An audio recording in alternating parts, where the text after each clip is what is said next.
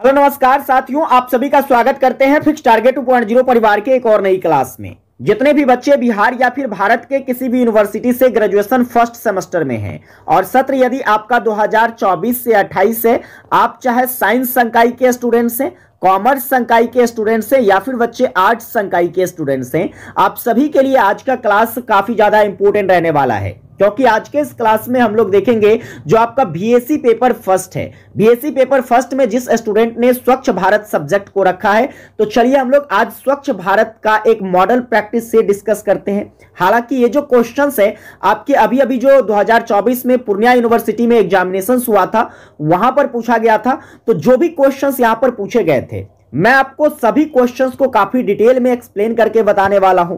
और इसके बाद जो है बच्चे यहां पर देखिए, तो जो आपको शॉर्ट टाइप क्वेश्चंस पेपर में पूछा गया था उन सभी का आंसर भी यहां पर हम लोग डिस्कस करने वाले हैं, अच्छे तरीके से समझेंगे सभी चीजों को। तो आइए हम लोग फटाफट से सेशन को कंटिन्यू करते हैं।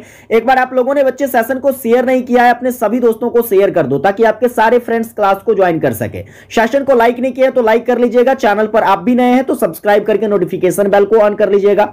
इसकी पीडीएफ चाहिए होगी बच्चे तो मैं टेलीग्राम पर डाल दूंगा, लिंक डिस्क्रिप्शन में है, आप लोग वहां से टेलीग्राम को ज्वाइन कर लीजिए। आइए हम लोग क्वेश्चंस पर बारी बारी से चर्चा करते हैं। तो देखिए सबसे पहला क्वेश्चंस क्या पूछा गया था। क्वेश्चंस कहता है कि when was the Swachh Bharat mission officially launched, यानी कि स्वच्छ भारत मिशन जो है यह इसको जो आधिकारिक तौर पर जो है कब इसको लॉन्च किया गया, यानी कि इसकी आधिकारिक तौर पर शुरुआत कब करी गई। तो आप कहोगे सर आधिकारिक तौर पर इसकी शुरुआत जो है यह 2 अक्टूबर 2014 को किया गया था, यानी कि 2 अक्टूबर 2014 को क्या होता है बच्चे, आपके स्वच्छ भारत अभियान की शुरुआत होती है। ठीक है, अब देखिए यहां से कई सारे क्वेश्चन बनेंगे। जैसे कि मैं आपसे बात करूं, बताइए ये जो आपका स्वच्छ भारत अभियान है इसको किस मंत्रालय के द्वारा शुरुआत किया गया था, ये आपसे पूछा जा सकता है, इंपॉर्टेंट रहेगा एग्जाम के दृष्टिकोण से। किस मंत्रालय के द्वारा इसकी शुरुआत करी जाती है, तो आप कहोगे सर पेयजल एवं स्वच्छता मंत्रालय के द्वारा। किसके द्वारा? पेयजल एवं स्वच्छता मंत्रालय के द्वारा जो है इसकी शुरुआत करी जाती है। हालांकि इसकी अध्यक्षता बच्चे कौन करते हैं, इसकी अध्यक्षता जो है आपके देश के प्रधानमंत्री नरेंद्र मोदी जी करते हैं। कौन करते हैं बच्चे? नरेंद्र मोदी जी इसकी अध्यक्षता करते हैं। चलिए आगे देखेंगे, यहां से क्वेश्चंस बनेगा। जैसे कि 2024 में आपका जो है एक स्वच्छता ही सेवा योजना है, स्वच्छता ही सेवा योजना का 2024 में क्या थीम रहा था। पिछली क्लास में मैंने आपको 2023 की थीम बताया था, आज के इस क्लास में हम लोग देख लेते हैं कि 2024 में स्वच्छता ही सेवा का थीम क्या रहा था। आप कहोगे सर स्वभाव स्वच्छता संस्कार स्वच्छता, क्या रहेगा बच्चा? स्वभाव स्वच्छता, स्वभाव स्वच्छता और संस्कार स्वच्छता, यह जो रहा था आपके 2024 का थीम रहा था। किसका थीम रहा था बच्चे? तो आप कहोगे सर स्वच्छता ही सेवा योजना का थीम रहा था। चलिए आगे एक क्वेश्चन यहां से बनेगा, अगर मैं आपसे पूछूं बताइए कि विश्व का जो सबसे स्वच्छ देश 2024 में कौन रहा है, तो आप कहोगे सर विश्व का वह देश कौन सा है, तो क्या कहते हैं, एस्टोनिया है। कौन है बच्चे?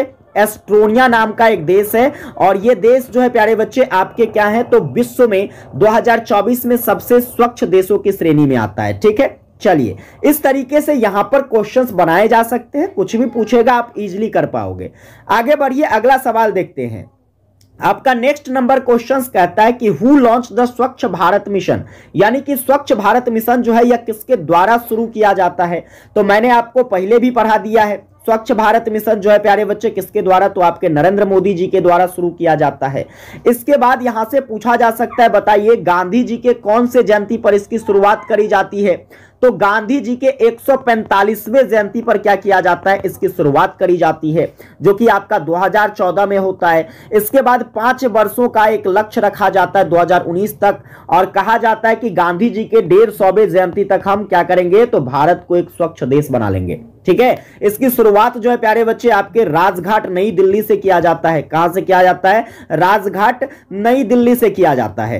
एक बार आप लोग कमेंट करके बता देना राजघाट जो है बच्चे यह किसका समाधि स्थल है, फटाफट से बता दो एक बार कमेंट करके, यह राजघाट जो है यह किसका समाधि स्थल है, एक बार आप लोग कमेंट में टाइप कीजिए। आगे बढ़ते हैं, अगला नंबर सवाल क्या है आपका। अगला नंबर सवाल देखना कहता है कि विच historical figures vision inspired the Swachh Bharat mission, that means कहता है कि किस ऐतिहासिक शख्सियत के दृष्टिकोण से स्वच्छ भारत मिशन को प्रेरित किया गया। यानी कि किसके प्रेरणा से जो है इस योजना की शुरुआत करी जाती है?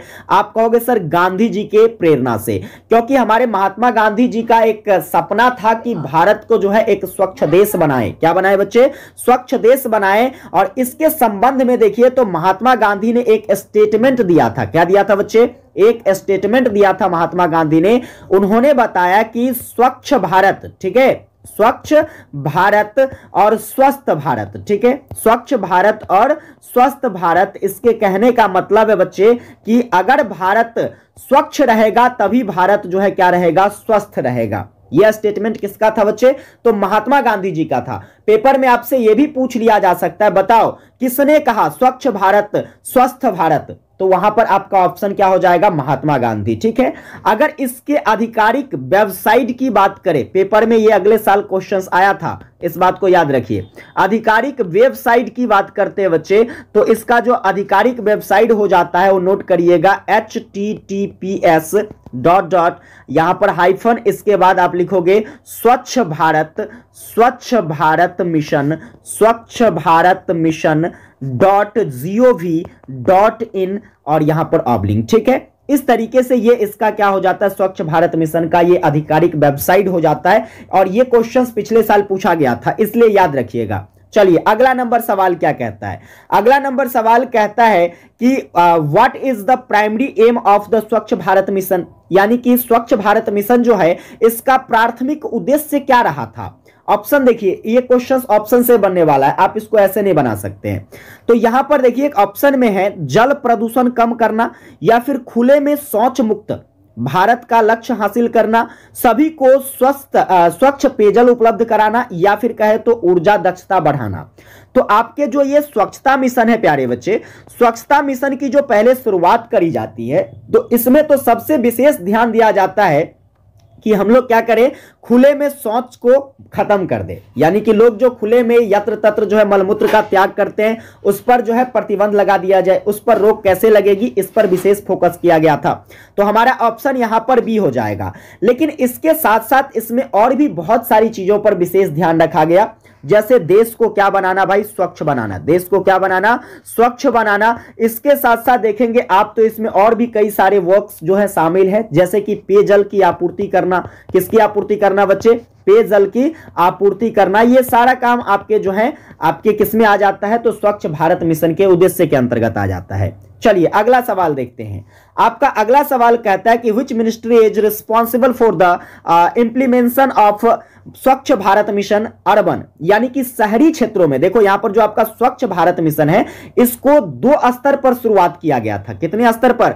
एक तो आपका ग्रामीण स्तर पर इसकी शुरुआत होती है और दूसरा आपका शहरी स्तर पर बच्चे इसका शुरुआत होता है।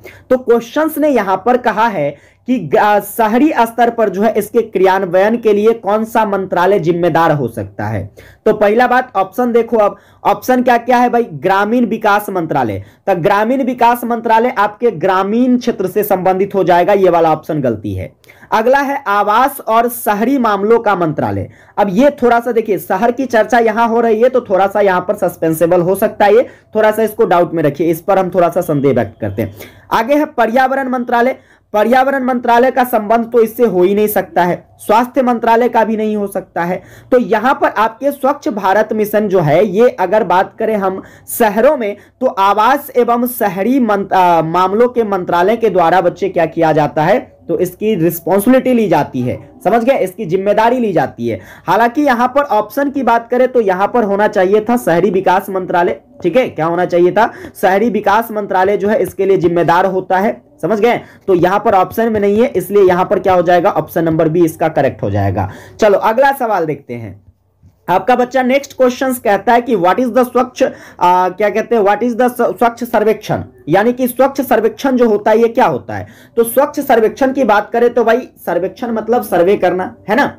अब सर्वे करने कहने का तात्पर्य हमारा ये है, देखो स्कूल के बीच एक स्वच्छता प्रतियोगिता को आयोजित करना क्या एक सर्वेक्षण है? तो बिल्कुल नहीं है। यानी कि फिर दूसरा ऑप्शन है शहरों और कस्बों की रैंकिंग के लिए वार्षिक स्वच्छता सर्वेक्षण। सही बात है। देखिए आपका जो स्वच्छता सर्वेक्षण होता है इसके आधार पर क्या होता है? तो किसी शहर का या फिर कोई गांव कस्बा का क्या होता है? तो वार्षिक दर पर जो है क्या होती है? उसकी स्वच्छता की जांच की जाती है कि कौन से राज्य जो है या फिर कौन सा देश जो है या फिर कहे तो कौन सा गांव जो है वह किस स्तर पर प्रत्येक वर्ष अपनी स्वच्छता को दिखा पाया है। जैसे मान लीजिए 2021 में एक जो है क्या आता है, सर्वेक्षण रिपोर्ट आता है स्वच्छता का। इस सर्वेक्षण रिपोर्ट के मुताबिक अगर हम बात करें तो वह कौन सा शहर जो सबसे ज्यादा स्वच्छ माना गया था बच्चे, तो आप कहोगे सर सूरत, जो कि सबसे स्वच्छ सिटीज में काउंट हुए थे, जो कि पहले नंबर पर था। आपको मैंने पिछले क्लास में 5 स्टार के बारे में बताया था, जो कि ये 5 ऐसे सिटीज थे जो कि स्वच्छ सिटीज में गिने गए थे 2021 सर्वेक्षण के मुताबिक। एक बार आप लोग कमेंट में टाइप कर दीजिएगा वो कौन कौन सा है, ठीक है, कौन कौन से स्टेट्स कौन कौन से जो है आपके सिटीज हैं। चलिए अगला नंबर सवाल देखते हैं बच्चे। अगला नंबर सवाल कहता है कि which of the following is a component of the Swachh Bharat mission ग्रामीण, यानी कि कौन ऐसा है जो स्वच्छ भारत मिशन ग्रामीण का एक घटक है। अब ग्रामीण की घटक की बात होगी तो भाई साहब आपका ऑप्शन भी ग्रामीण वाला होगा, है कि नहीं। अब ग्रामीण वाला होगा तो देखो शहर वाला नहीं होगा, शहर वाला नहीं होगा। अब यहां पर देखिए क्या होगा आपका आंसर, तो ग्रामीण क्षेत्रों में व्यक्तिगत घरेलू शौचालय का निर्माण कराना, यह आपके स्वच्छ भारत मिशन, जो कि स्वच्छ भारत मिशन 2.0 आया था, उसका उद्देश्य था। समझ गए ना, ग्रामीण क्षेत्रों में जो है व्यक्तिगत रूप से शौचालय उपलब्ध करवाना, जो कि आपके ओडीएफ के अंतर्गत आ जाता है। ठीक है, किसके अंतर्गत आता है बच्चे, ओडीएफ के अंतर्गत आ जाता है। और देखिए जहां पर मान लीजिए किसी के घर में शौचालय बनाने की जगह नहीं होगी तो उसके लिए क्या किया गया था ग्रामीण क्षेत्र में कि भाई साहब उससे जो है 500 मीटर की दूरी पर, कितने मीटर की दूरी पर, 500 मीटर की दूरी पर एक सार्वजनिक रूप से जो है शौचालय का निर्माण कराने का जो है प्रावधान था। समझ गए ना, तो इस तरीके से चीजों को याद रखेंगे हम लोग। चलिए अगला सवाल आपका कहता है कि what was the largest year of India's to become open क्या कहते हैं defecation free ODF union the Swachh Bharat mission. कहने का मतलब यह है कि स्वच्छ भारत मिशन के तहत जो है भारत को खुले में शौच मुक्त बनाने का लक्ष्य वर्ष क्या था, यानी कि किस वर्ष तक जो है यह शौच मुक्त बनाने का एक लक्ष्य रखा गया था। तो पहले बताया था मैंने आपको 2019 तक ये लक्ष्य रखा गया था, जैसे कि 2014 में शुरुआत होता है और 5 वर्षों के भी अंतराल में एक लक्ष्य रखा जाता है ना, कि 2019 तक हम भारत को क्या कर लेंगे, शौच मुक्त कर लेंगे। समझ गए। चलिए अगला सवाल, तो यहां पर आपका आंसर हो जाएगा आपका क्या, सी नंबर। आगे देखते हैं अगला सवाल क्या है बच्चा आपका। अगला सवाल कहता है आपका कि स्वच्छ भारत मिशन का मुख्य व्यवहारिक लक्ष्य क्या है। अब व्यवहारिक लक्ष्य कहने का मतलब जो व्यवहार में आता होगा उसको हम लोग व्यवहारिक लक्ष्य कहेंगे, है ना। What is one of the main behaviours of the Swachh Bharat mission. तो बिहेवियर्स में आने वाले हैं आपके कौन, हाथ धोने और स्वच्छता प्रथा को क्या करना भाई, बढ़ावा देना, ये हमारे बिहेवियर के अंतर्गत आता है।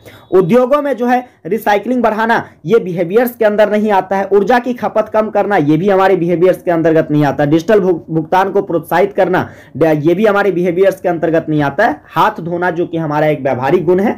इसके बाद जो है स्वच्छता प्रथा को बढ़ावा देना, ये हमारा व्यवहारिक गुण है। तो ऑप्शन नंबर बच्चे बी हो जाएगा। चलिए आपका नेक्स्ट सवाल देखते हैं। 10वां ऑब्जेक्टिव क्वेश्चन कहता है बच्चे कि स्वच्छ भारत मिशन के तहत निम्नलिखित में से कौन सी एक प्रमुख पहल रही है। मतलब अब स्वच्छ भारत मिशन के तहत जो कौन से पहल को जो है मुख्य रूप से शुरुआत करा गया। हालांकि देखिए ऑप्शन क्या है, स्वच्छ गंगा अभियान।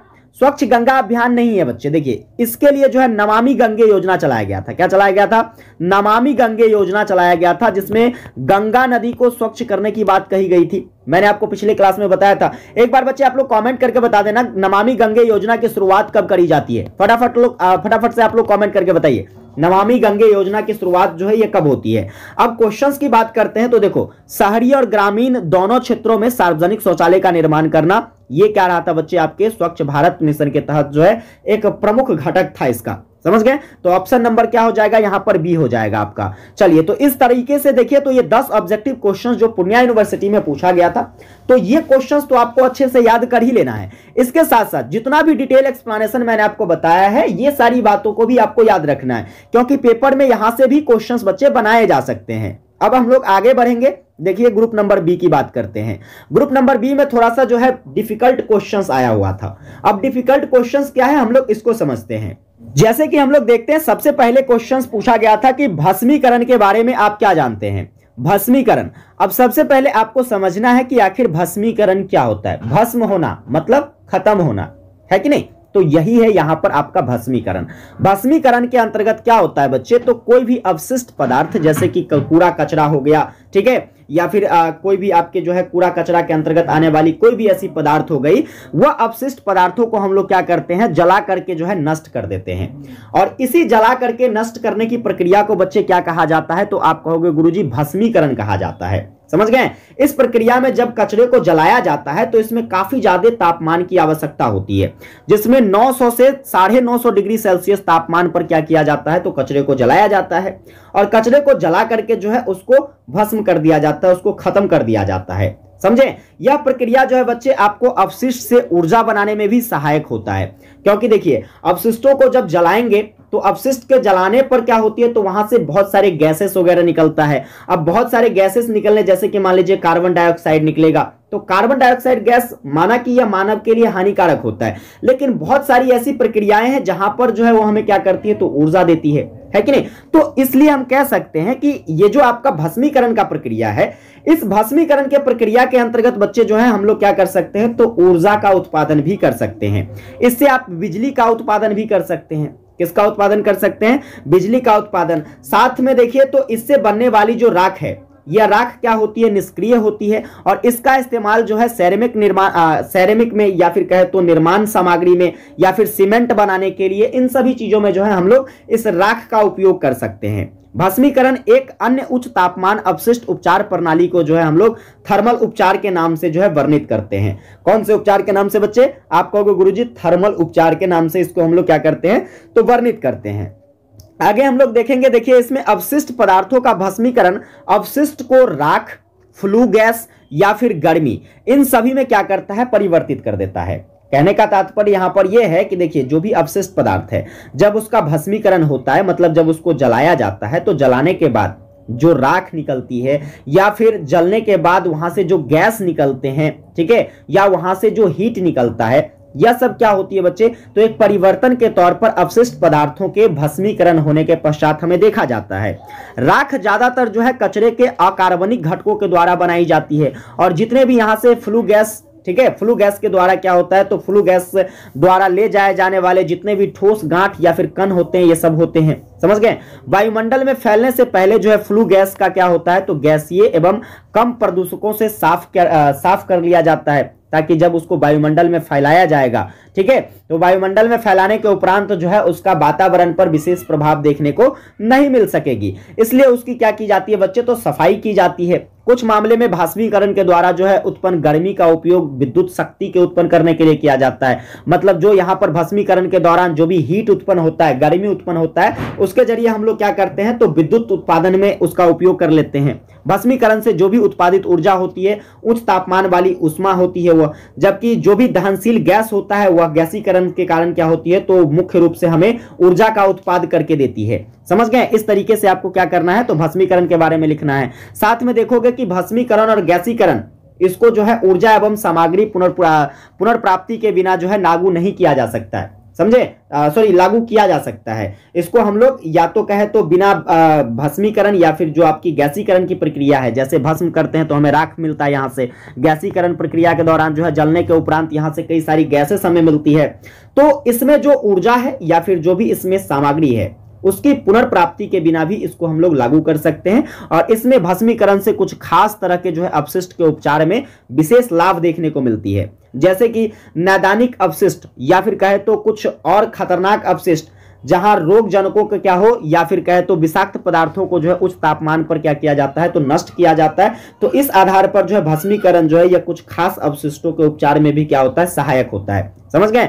तो आप लोग ये इस तरीके से भस्मीकरण के बारे में लिखेंगे। अंत में बच्चे आपको निष्कर्ष लिखना जरूर है, निष्कर्ष लिखना मत भूलिएगा, क्योंकि ये आपको आंसर राइटिंग को बेहतर बनाता है और ये आपको बढ़िया मार्क दिलाएगा। समझ गए।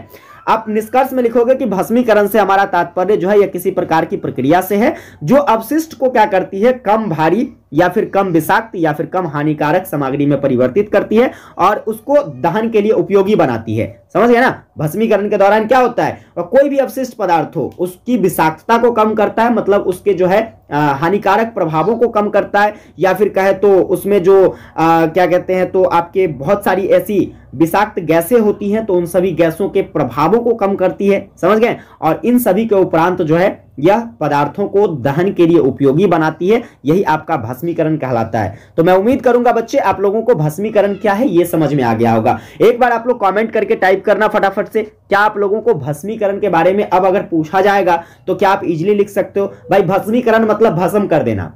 भस्म करने के उपरांत जो भी हमें मिलता है, राख मिलता है, गैस मिलती है, वहां से क्या मिलता है हमें, तो आग मिलती है, मतलब ताप मिलता है, उसका हम लोग किस प्रकार से प्रयोग करते हैं, बस ये चीजों का वर्णन करना है। चलिए अगला सवाल देखते हैं। आपका नेक्स्ट क्वेश्चन बच्चे यहां पर इंपॉर्टेंट रहेगा हर यूनिवर्सिटी के एग्जाम में, मोस्ट बीबीआई, क्योंकि ज्यादातर यूनिवर्सिटी के एग्जाम में बच्चे स्वच्छ भारत मिशन अगले साल पूछा गया था और इस बार याद रखिएगा स्वच्छ भारत मिशन 2.0 आपसे पूछा जाएगा। लिख लो, छाप लो, जिस कोने में लिखना है लिख लो। समझ गए? आइए समझते हैं हम लोग स्वच्छ भारत मिशन 2.0 क्या है। अब 2.0 कहने का मतलब पुष्पा 2 मत समझ लेना, समझ गए ना? पुष्पा 2 रिलीज हो गया, आप लोगों ने देख लिया होगा, हमको पता है, क्योंकि सब छोड़ा सब जो है एकदम उचक्का सब है, पहले पढ़ना लिखना तो नहीं, फिल्म देखने पर बड़ा सबको ध्यान रहता है। तो यहां पर अब पुष्पा 2 की जगह हम लोग क्या चलाने वाले हैं भाई? स्वच्छ भारत मिशन 2। ठीक है, स्वच्छ भारत मिशन 2 क्या है ये इसको समझते हैं। यहां पर स्वच्छ भारत मिशन 2 की बात करेंगे बच्चे तो इसकी शुरुआत जो है सबसे पहले तो स्वच्छ भारत मिशन की शुरुआत कब होती है, इसके बाद जो है स्वच्छ भारत मिशन 2.0 कब आता है, हम इसके बारे में जानेंगे। तो स्वच्छ भारत मिशन जो है भारत सरकार के द्वारा कब शुरुआत किया जाता है? 2 अक्टूबर 2014 को शुरू किया जाता है। जब इसको शुरू किया जाता है तो इसमें जो है एक पहल चलाई जाती है राष्ट्रव्यापी स्तर पर, मतलब पूरे राष्ट्र में एक पहल चलाया जाता है कि देश को हमें क्या बनाना है? स्वच्छ बनाना है। और इसमें एक लक्ष्य निर्धारित किया जाता है 14 से 19 यानी कि 5 वर्षों के अंतराल में हमारे देश को क्या करना है? तो स्वच्छ भारत के रूप में एक निर्मित भारत बनाना है। समझ गए ना? और इससे जो है इसके कई सारे उद्देश्य देखने को मिले थे, जैसे कि शौच को, खुले में शौच को समाप्त करना, या फिर स्वच्छता की विधिवत व्यवस्थाओं में सुधार करना, ग्रामीण और शहरी भारत दोनों में क्या करना? तो साफ सफाई को बढ़ावा देना। इन सभी के उद्देश्यों को लेकर जो है बच्चे क्या किया गया था? तो इसकी शुरुआत करी गई थी। हालांकि जो आपका स्वच्छ भारत मिशन है, जिसको हम लोग SBM कहते हैं, स्वच्छ भारत मिशन, इसको 2 चरण में शुरुआत किया गया। पहला चरण जो कि आपका 2014 से लेकर के बच्चे 2019 तक चलता है, और इसके बाद जो है इसका दूसरा चरण स्टार्ट होता है, जिसको हम लोग 2.0 के नाम से जानते हैं। और यह चरण बच्चे आपके 2021 में शुरुआत हो जाती है। ठीक है, कब शुरुआत होता है बच्चे? आप कहोगे गुरुजी 2021 में इसकी शुरुआत होती है, जो कि आपके ग्रामीण और आपके शहरी दोनों स्तर पर देखने को मिलता है। अब दोनों स्तरों की बात करेंगे तो देखिए, सबसे पहला आपका देखेंगे हम लोग शहरी स्तर पर जो इसकी शुरुआत करी जाती है, तो शहर में इसका क्या उद्देश्य होता है या किस प्रकार से शहर में कार्य करता है? तो शहर में बच्चे इसका उद्देश्य होता है कि जितने भी शहर हैं उन शहरों में उसको कचरा मुक्त बनाना। क्या बनाना बच्चे? कचरा से मुक्त, क्योंकि शहरों में औद्योगिक क्षेत्र ज्यादा होते हैं और औद्योगिक क्षेत्र ज्यादा होने के कारण जो है बच्चे क्या होता है, तो वहां पर जो है कचरे ज्यादा होते हैं और कचरे ज्यादा होने के कारण जो है वहां पर काफी सारी समस्याएं जो है देखने को मिलती है। इन्वायरमेंट गंदा होता है, वहां पर पॉल्यूशन फैलती है और जिसके कारण जो है लोगों को कई सारी कठिनाइयों का सामना करना पड़ता है। तो इन सभी को देखते हुए क्या किया गया? तो शहरी चरण में इसमें जो है शहर को कचरा से मुक्त करने की बात रखी गई। इसके साथ साथ जो है इसमें उचित ग्रे और ब्लैक वाटर प्रबंधन की भी जो है यह व्यवस्था करी गई थी। तो यह एक उद्देश्य था शहरी चरण 2.0 का। इसके बाद बच्चे देखिए यहां पर इसके जो प्रमुख फोकस क्षेत्र थे, यानी कि जो इसका प्रमुख काम था शहरों में, वो क्या था? तो जो भी क्षेत्र ODF के अंतर्गत आता था, ठीक है, ODF के अंतर्गत आने वाले क्षेत्रों को ODF प्लस या फिर ODF प्लस प्लस में लाना था। ODF क्या है इसके बारे में मैंने आपको पिछले क्लास में डिटेल में पढ़ाया है। अगर आप लोग क्लास नहीं देखे हैं बच्चे तो डिस्क्रिप्शन में आपको लिंक मिल जाएगा, वहां से ODF टॉपिक को भी देख लीजिएगा, वो लॉन्ग टाइप में आपसे पूछेगा, इस बार पक्का कंफर्म कर लो। तो जो भी यहां पर देखिए, जो भी क्षेत्र, जो भी शहर का क्षेत्र जो है ODF प्लस में आता था या फिर ODF में आता था, उसको ODF प्लस प्लस तक ले जाना किसका काम था बच्चे? तो यह आपके शहरी चरण 2.0 का काम था। इसके बाद ठोस अपशिष्ट के स्रोतों का क्या करना? पृथक्करण करना। डेट मीन्स कहे तो आपका जो ठोस अपशिष्ट है, जिसका खंडन नहीं हो सकता, जिसका विखंडन नहीं होता है, ठीक है, वैसे अवशिष्टों का क्या करना भाई? पृथक्करण करना, उसको तोड़ना। यह उद्देश्य रहा था किसका? तो आप कहोगे गुरुजी यह आपके जो है शहरी चरण 2.0 का उद्देश्य रहा था। इसके बाद 3R को बढ़ावा देना। 3R यानी कि क्या है भाई? 3R कहने का मतलब है R फॉर रिसाइकल। क्या है? देखो 3R भी आपसे पूछी जा सकती है, आप इसको ध्यान रखेंगे। 3R कहने का मतलब बच्चे यहां पर यह है, देखिए एक R से हो जाता है आपका रिसाइकल, दूसरा हो जाता है आपका रिड्यूस, ठीक है, और एक हो जाता है आपका रीयूज। तो ये 3R को बढ़ावा देने का काम जो है किसने किया? तो भाई साहब आपके SBM शहरी चरण 2.0 ने किया। ठीक है, तो ये शहर की बात हो गई। और इसमें आगे देखेंगे तो इसमें और भी कई सारी चीजें देखने को मिली, जैसे कि नगरपालिका। ठोस नगरपालिका कहने का मतलब जो थोड़ा सा एक विकसित एरिया होता है ना, शहरों में एक विकसित एरिया जहां पर नगर पालिकाएं होती है, तो उस क्षेत्रों में जो भी आपके ठोस अपशिष्ट थे उसको वैज्ञानिक तरीके से क्या करना भाई साहब, उसका निराकरण करना, इसके साथ साथ पुराने डैम्प स्थलों में क्या करना, सुधार करना। यह सब एक प्रमुख क्षेत्र माना जाता है आपके शहरी चरण 2.0 का, जो कि स्वच्छ भारत मिशन के अंतर्गत आता है।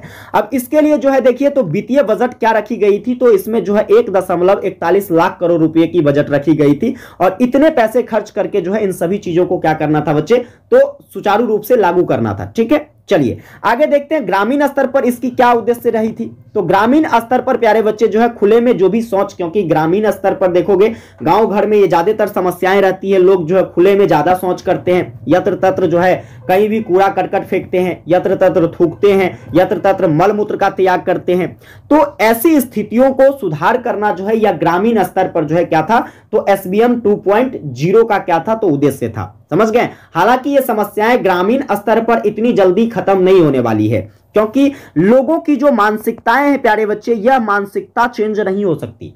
ठीक है, कुछ इस प्रकार से जो है मानसिकताएं घर कर ली है बच्चे लोगों के अंदर, जिसको खत्म करने के लिए बहुत संघर्षरत होना पड़ेगा। लोगों के अंदर जो है जन जागरूकता फैलानी पड़ेगी, लगातार वह चीजों को क्या करना होगा, उसको दिखाना होगा, बताना होगा, तभी जाकर जो है लोग क्या कर सकते हैं, तो इस चीज पर काबू पा सकते हैं। हालांकि ये SBM 2.0 जिन्होंने काफी हद तक जो है इसमें परिवर्तन लाते हुए दिखाई दिया है। इसके बाद देखेंगे तो इसमें ठोस एवं तरल अपशिष्ट का प्रबंधन करने की बात कही गई। इसके साथ साथ स्वच्छता स्तर में सुधार लाने के लिए कहा गया, जो कि ग्रामीण स्तर पर होगा। इसके बाद गांव को ODF बनाना, यानी कि शौच मुक्त बनाने की बात करी गई है ना, खुले में शौच मुक्त बनाने की बात कही गई। ये आपके SBM 2.0 का उद्देश्य था। इसके लिए भी बजट निर्धारित था प्यारे बच्चे, कितना, तो 1.4 लाख करोड़ रुपया। जितना आपका जो है शहरी बजट था उतना ही आपके ग्रामीण बजट थे। सेम बजट पर दोनों ही क्षेत्रों में काम किया गया स्वच्छ भारत मिशन 2.0 के लिए के तहत। ठीक है, इसमें देखिए तो आपको 2026 तक ये सारा चीज देखने को मिलेगा। 21 से लेकर के 26 तक का ये योजना है, क्योंकि अभी कुछ दिन पहले इसकी जो अवधि थी इसको बढ़ा दिया गया है, 25 से 26 कर दिया गया है। समझ गए ना। तो ये 2026 तक आपका सुचारू रूप से कार्यरत रहेगा, और इस मिशन के तहत हमारी भारत सरकार क्या करेगी, तो भारत को एक स्वच्छ देश बनाने में अपना योगदान देगी। समझे। चलिए अगला नंबर देखते हैं। अगला क्वेश्चन आपका क्या है। अगला क्वेश्चन है कि स्वास्थ्य को प्रभावित करने वाले कारक कौन है। यह भी क्वेश्चन बड़ा इंपॉर्टेंट रहेगा कि स्वास्थ्य को प्रभावित करने वाले कारक कौन कौन से हैं। तो देखिए जनरली अगर हम स्वास्थ्य की बात करते हैं तो आपको अगर मान लीजिए आपकी स्वास्थ्य बिगड़ती है तो इसमें कौन कौन सा जो है सबसे बड़ा उत्तरदायी कारक होता है। तो आप देखोगे सबसे पहला आहार। सबसे पहला क्या देखोगे बच्चे, आहार यानी कि भोजन। अगर आप एक स्वच्छ आहार नहीं करते हो, आप एक पौष्टिक आहार नहीं करते हो, पोषक तत्वों का ग्रहण अच्छे तरीके से नहीं करते हो बच्चे, तो वैसे स्थिति में क्या होता है, तो आप जो है अस्वस्थ होते हैं, आपकी स्वास्थ्य खराब होती है। जैसे कि आप जो भी पोषक तत्वों को ग्रहण करते हो उसमें विटामिन की मात्राएं होनी चाहिए, मिनरल्स होने चाहिए, कार्बोहाइड्रेट होने चाहिए, है ना, प्रोटीन्स होने चाहिए, वसा होने चाहिए, इन सभी का जो है सम्मेलन होना चाहिए। और इसके उपरांत जब आप उस भोजन को करते हैं तो आप अपने आप को स्वस्थ पाएंगे। अगर इन सभी चीजों की आपके भोजन में कमी देखने को मिलती है तब वह संतुलित आहार नहीं होगा, और जब वह संतुलित आहार नहीं होगा तो आपका स्वास्थ्य खराब होगा। ठीक है। इसके बाद जरूरी है आपके लिए व्यायाम। नित्य व्यायाम करना हमारे शारीरिक स्वास्थ्य और मानसिक स्वास्थ्य के लिए बच्चे काफी ज्यादा लाभदायक होता है। व्यायाम से क्या होती है, व्यायाम कहिए या फिर आप खेल कह लीजिए, है ना, व्यायाम या फिर खेल कह लीजिए, तो इन दो चीजों से क्या होती है, तो आपकी शारीरिक स्वस्थता तो बनी रहती ही है, साथ में देखोगे कि आपको इसके करने से जो है आपकी मानसिक स्वस्थता भी कायम रहता है। समझ गए। तो आपको स्वस्थ रहने के लिए व्यायाम भी करना बहुत जरूरी है। इसके साथ साथ नींद की बात करते हैं तो आपको पर्याप्त मात्रा में नींद लेने की आवश्यकता होती है। ठीक है। एक वयस्क व्यक्ति को जो है कम से कम 8 घंटे की नींद तो लेनी ही चाहिए। लेकिन वयस्क कहने का मतलब जानते हो, आपके पापा जी की उम्र, है ना, पापा जी हो गए, दादाजी हो गए, वह सब जो है व्यस्क पुरुष हो जाते हैं, वयस्क व्यक्ति हो गए। वैसे व्यक्तियों को 8 घंटे की उम्र नींद लेनी चाहिए। लेकिन आज के बच्चों को 8 घंटे की नींद चाहिए होती है कि नहीं। तुम लोग कितना घंटा सोते हो, फटाफट से एक बार कमेंट करके बताओ तो। सब एकदम से जो है ना भैंसा है, सब एकदम 7 घंटे 8 घंटे से कम को सोने वाला कोई नहीं होगा। जिस उम्र में तुम्हें क्या करनी चाहिए, मेहनत करनी चाहिए, उस उम्र में तुम अपना जो है सो करके बिताते हो। ठीक है। और अपने मम्मी पापा को देखो, उसको 8 घंटे सोने चाहिए, वो 4 से 5 घंटे 3 से 4 घंटे सो पाते हैं, है ना, क्योंकि उसके पास जो है क्या होता है, एक प्रेशर होता है, एक जिम्मेदारियां होती है, जिम्मेदारियां उसे सोने नहीं देती है कि नहीं। तो आपको जो है, हालांकि एक अच्छी नींद तो हर व्यक्ति को लेनी चाहिए अगर आपको स्वस्थ रहना है तो, है कि नहीं। स्वस्थ रहने के लिए कम से कम बच्चे आपको कितने, तो कम से कम आपको जो है 6 घंटे की नींद तो लेनी ही लेनी चाहिए, है ना। 6 घंटे एकदम अच्छे से सोइए। इससे क्या होगी, तो आपके जो है शारीरिक, मानसिक, इन सभी में क्या आएगी, स्वस्थता देखने को मिलेगी। और वैसे तो आजकल का समय इसमें तो भाई साहब ये नींद वाली समस्याएं तो तब तक नहीं खत्म होती है जब तक आपके हाथ में मोबाइल चलता रहता है ना। मोबाइल चलाते चलाते जब देखेंगे कि अब हाँ मोबाइलवा हाथ से गिर रहा है, इसका मतलब अब नींद आ रहा है, सोना चाहिए, नहीं तो जब तक नहीं तब तक चलते रहो, है कि नहीं। और खास तौर पर बच्चे जो हैं, आपको रात्रि में पूरी नींद लेनी चाहिए, क्योंकि रात्रि एक ऐसा समय है जो आपके आराम के लिए बना हुआ है, और उस समय आपको भरपूर नींद का क्या करना चाहिए भाई साहब, सेवन करना चाहिए। जब आप नींद का सेवन वहां करोगे, आप उतने ही ज्यादा अपने आप को स्वस्थ पाओगे। और बहुत सारे बच्चों को दिन में सोने की आदत होती है, दिन में सोना ये काफी खतरनाक है, दिन में तो कभी सोइए ही नहीं, है कि नहीं। चलिए अगला नंबर आपका जो है, आपको स्वस्थ रहने के लिए वातावरण की स्वच्छता बहुत जरूरी होती है।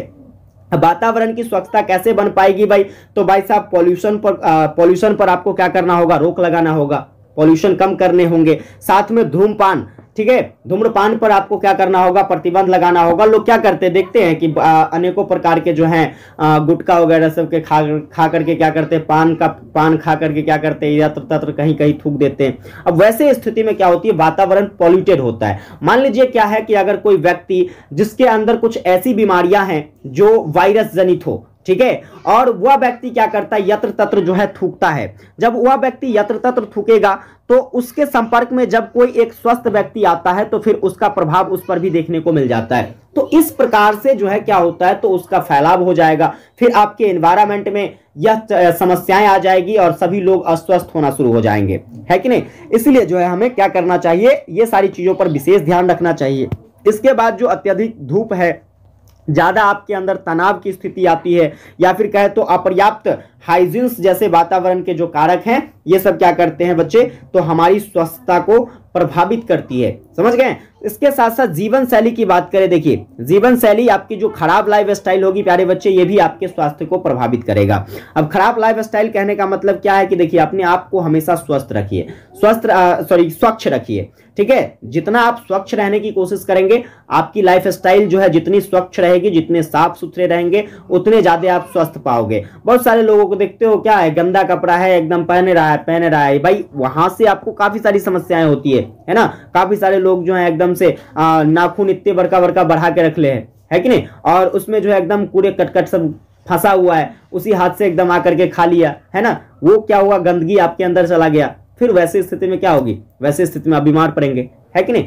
तो आप अपने लाइफ स्टाइल को कुछ इस प्रकार से चेंज करें ताकि क्या हो सके, आपके स्वास्थ्य पर उसका प्रभाव देखने को ना मिले। चलिए इसके बाद सामाजिक संरक्षण की बात करते हैं बच्चे, तो सामाजिक संरक्षण भी क्या है, तो आपके स्वास्थ्य के लिए काफी ज्यादा जरूरी हो जाता है। इसके बाद आप आवास की बात करें, तो आवास कहने का मतलब यहां पर यह है कि अपने आसपास, है ना, जहां आप रहते हैं वो आपका आवास है, और उसके आसपास के जो भी क्षेत्र हैं उन सभी क्षेत्रों को आपको क्या करना है, अच्छे से साफ सुथरा रखना है, क्योंकि जब तक वो साफ सुथरा नहीं रहेगा तब तक बच्चे क्या होंगे, आप स्वस्थ नहीं रह पाओगे। और वैसे भी ये सारी चीजों को तो आपको स्वच्छ रखनी ही चाहिए, है कि नहीं। एक कुत्ता को देखे होगे, कुत्ता क्या करता है, अपनी जहां पर बैठता है ना, वहां पर अपनी पूंछ से क्या करता है, पूरा एकदम साफ करके बैठता है।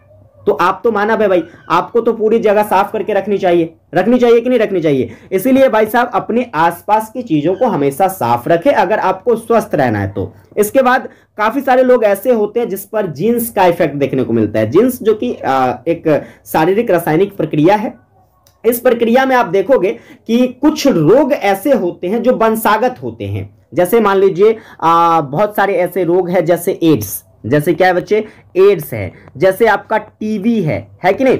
ये रोग सब जो है बच्चे एक ऐसे रोग है जो वंशानुगत होने वाला रोग है, एक लोगों से दूसरे लोगों के संपर्क में आने पर फैलने वाला रोग है कि नहीं। तो इसमें आप देखोगे कि मान लीजिए किसी के पिताजी को अगर मान लीजिए टीबी था तो उसके बच्चों को भी हो सकती है है ना।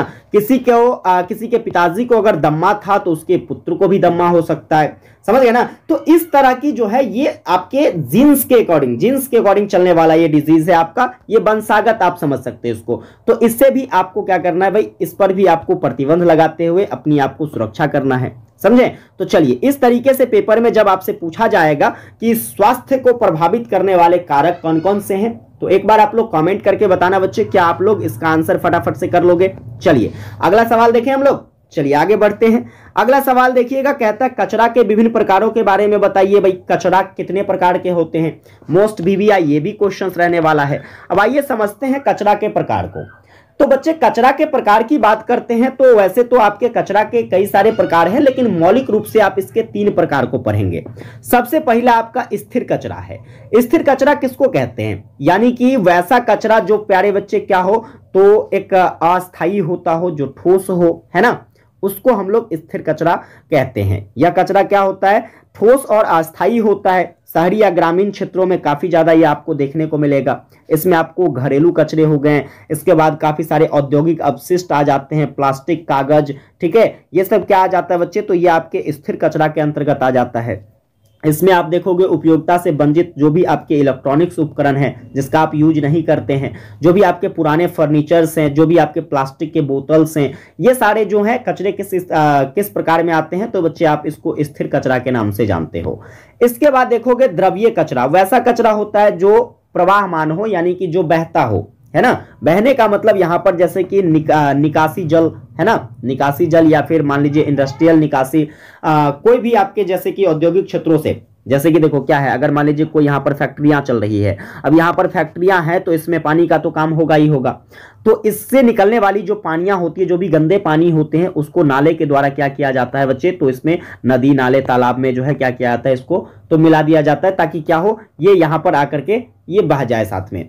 तो इस तरह के जो कचरे होते हैं बच्चे, इस कचरे को हम लोग क्या कहते हैं, तो द्रव्य कचरा कहते हैं। चलिए अगला नंबर जो आपका होता है वो खतरनाक कचरा होता है। भाई खतरनाक कचरा है, देखिए इसका नाम है खतरनाक है तो होगा ही खतरनाक।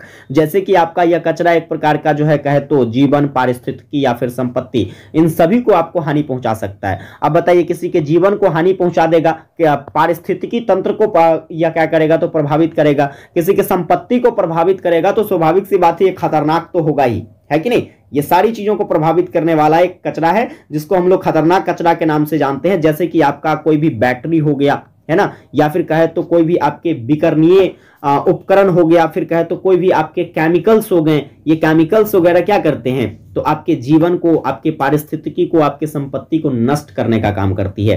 तो ये आपके जो है बच्चे कचरा के प्रकार हैं। मैं उम्मीद करूंगा कि आप लोगों को कचरा का प्रकार बच्चे अच्छे तरीके से समझ में आ गया होगा। 3 प्रकार के कचरा है, जब भी आपसे 5 नंबर के क्वेश्चन पूछा जाएगा आप आराम से लिख लोगे, है कि नहीं। चलिए, तो इस तरीके से देखिए यहाँ पर जो आप, वैसे तो 7 क्वेश्चन पूछे गए थे, लेकिन मैंने यहाँ पर क्या किया है, तो 4 जो मोस्ट बीबीआई क्वेश्चंस थे पूर्णिया यूनिवर्सिटी में पूछे गए, उन सभी क्वेश्चंस का यहाँ पर डिटेल में एक्सप्लेनेशन आपको बता दिया है।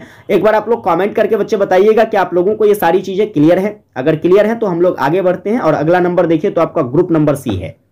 ग्रुप नंबर सी में बच्चे आपसे जो है लॉन्ग टाइप क्वेश्चंस पूछा जाता है। यहां पर 5 गो क्वेश्चन आपसे पूछेगा, 3 गो बनाना है। अब इस 3 गो में से जो पूर्णिया यूनिवर्सिटी में क्वेश्चन पूछा गया था उसमें एक क्वेश्चन हमें काफी ज्यादा इंपॉर्टेंट लगा, तो मैंने सोचा कि चलो इसका भी डिटेल एक्सप्लेनेशन कर देता हूं ताकि बच्चे इसको अच्छे से समझ जाएं और ये क्वेश्चन जब पेपर में आएगा तो पेपर की खोपड़ी में बच्चे छेद कर सकेंगे, है कि नहीं। चलिए क्वेश्चंस को समझते क्या है। तो क्वेश्चन से बच्चे की कचरा के दुष्प्रभाव पर निबंध लिखिए, यानी कि कचरा से कौन कौन सा हमें जो है बुरा प्रभाव, खराब प्रभाव देखने को मिलता है, हमें इसके बारे में बच्चे बताना है। तो आइए हम लोग समझते हैं कि हमारे जो कचरा है इसके दुष्प्रभाव क्या हैं। हालांकि अगर हम बात करते हैं कचरा की तो देखिए इसके संबंध में हमारा जो पहल चल रहा है वह स्वच्छता को लेकर पहल चल रहा है। और स्वच्छता का पहल जो है यह लोगों के अंदर क्या करती है, जागरूकता फैलाने का काम करती है। लोगों को बताती है कि हमें अपने आसपास कूड़े कचरे नहीं फैलाने चाहिए। हमें आसपास कूड़े कचरे फैलाने से क्या होता है, तो गंदगियां फैलती है। गंदगियां फैलने से क्या होती है बच्चे, तो एनवायरमेंट यानी कि हमारा पर्यावरण जो है ये प्रदूषित होता है। और पर्यावरण प्रदूषण के कारण जो है हमें काफी सारी बीमारियों, काफी सारी समस्याओं, इन सभी का सामना करना पड़ता है कि नहीं। लोग क्या करते हैं, तो घर से जो है कूड़ा करकट निकाल करके यत्र तत्र आसपास, अपने आसपास कहीं भी फेंक देता है।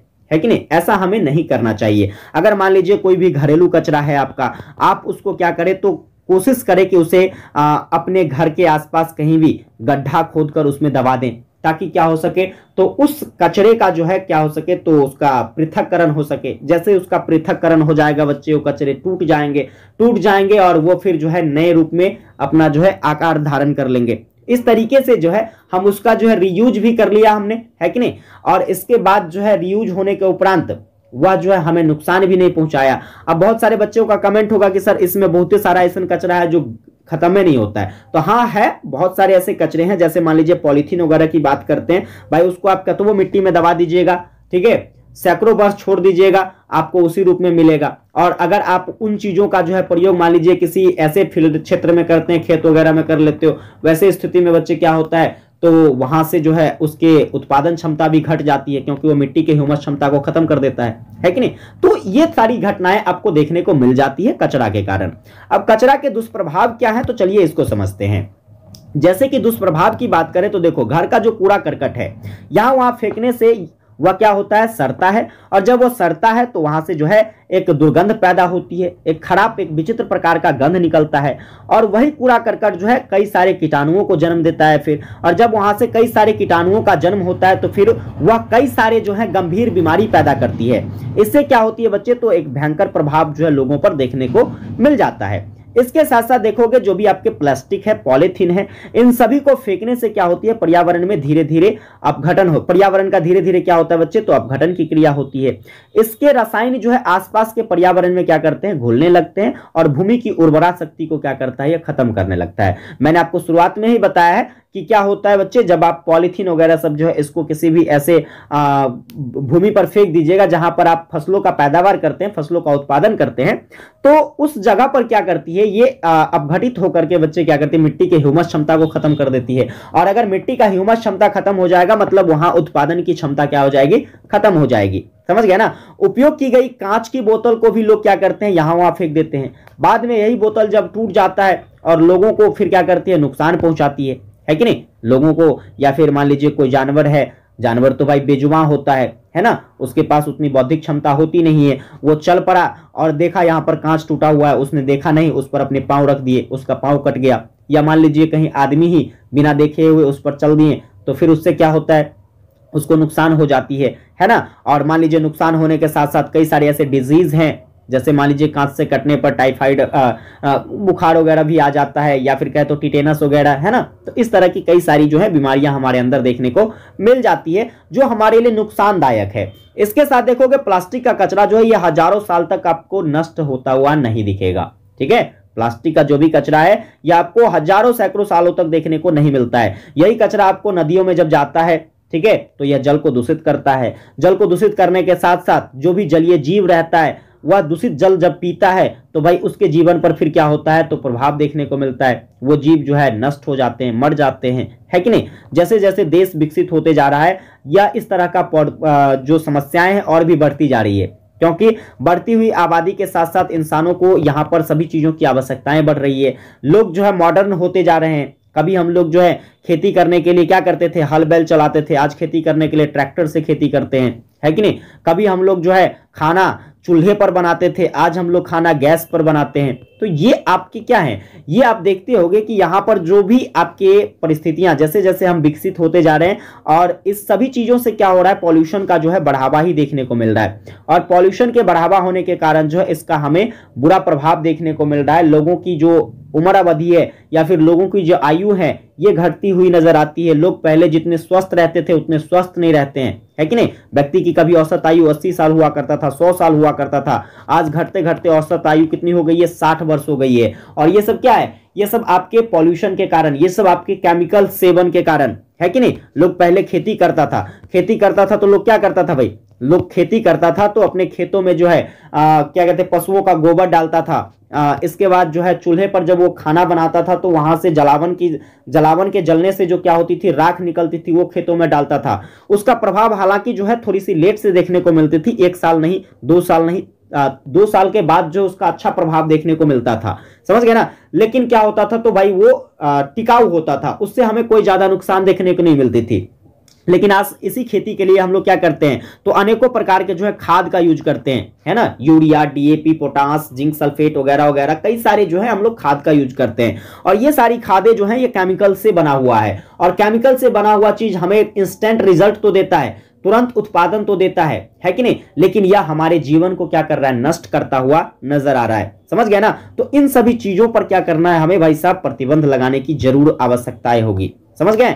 ई कचरा विज्ञान की तरक्की और खोजों के चलते जो है क्या हुआ है, तो इलेक्ट्रॉनिक्स के क्षेत्र में कई सारी जो है आपको इस तरह की कई सारे नए खोज देखने को मिलेंगे, है कि नहीं, इलेक्ट्रॉनिक के क्षेत्र में। इसके साथ साथ देखिएगा आपको इसके और भी कई सारे जो है दुष्प्रभाव देखने को मिलते हैं, जैसे कि इलेक्ट्रॉनिक्स उत्पाद की बिक्रियां जो है आजकल इस कदर बढ़ गई है कि लोग जो है इसका एक उत्पाद का प्रयोग जो है दूसरे उत्पाद को कबाड़ में फेंक देते हैं। मतलब आपके इलेक्ट्रॉनिक्स की जो बिक्रियां हैं आजकल इतनी ज्यादा बढ़ गई है। जैसे मान लीजिए हम लोग कभी अगर एक बल्ब जलाते थे, ठीक है, या मान लीजिए हम लोग जो है कोई टॉर्च खरीदे, क्या खरीदे बच्चे, टॉर्च खरीदे, और टॉर्च खरीदे तो क्या होता था, वहां अगर उसकी सेल खत्म हो जाती थी, बैटरी खत्म हो जाती थी, तो हम नया बैटरी लाके उसमें लगाते थे। लेकिन आज लोग क्या करता है, उस टॉर्चे को बदल दिया है, टॉर्च फेंको अब दूसरा नया टॉर्च आएगा, क्योंकि सारे जो है एकदम चाइना से आता है सामान, एकदम चाइनीज। और चाइनीज तो पता है ना भाई, चाइनीज का मतलब जानते हो ना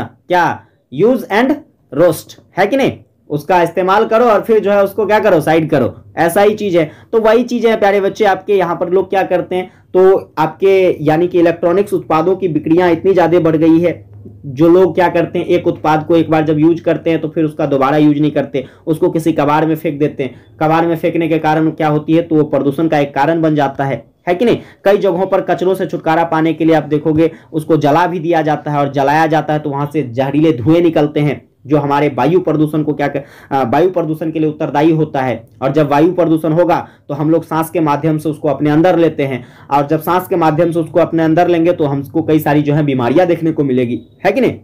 इसके साथ साथ आप देखोगे नदी, तालाब, इन सभी चीजों में जो है आपको काफी सारे ऐसे कचरा देखने को मिलते हैं, जिसके कारण पानी गंदे हो जाते हैं, और पानी गंदे होने के कारण जो है वो क्या करती है, तो वहां जो भी पशु पक्षी जाता है वो पीता है, बीमार पड़ता है, मर जाता है कि नहीं। और इसके साथ साथ हमें भी कई सारी समस्याएं देखने को मिलती है। तो इस तरीके से बच्चे आप लोगों को क्या करना है, तो फाइनली आपको जो है कचरा के दुष्प्रभाव को लिखना है। मैं उम्मीद करूंगा कि बच्चे आप लोगों को ये सारा चीज अच्छे तरीके से समझ में आ गया होगा। एक बार बच्चे आप लोग कमेंट करके बताइएगा, क्या बच्चे आप लोगों को ये सारी चीजें अच्छे तरीके से समझ में आया कि किस प्रकार से जो है कचरा का प्रभाव हमारे ऊपर देखने को मिलता है।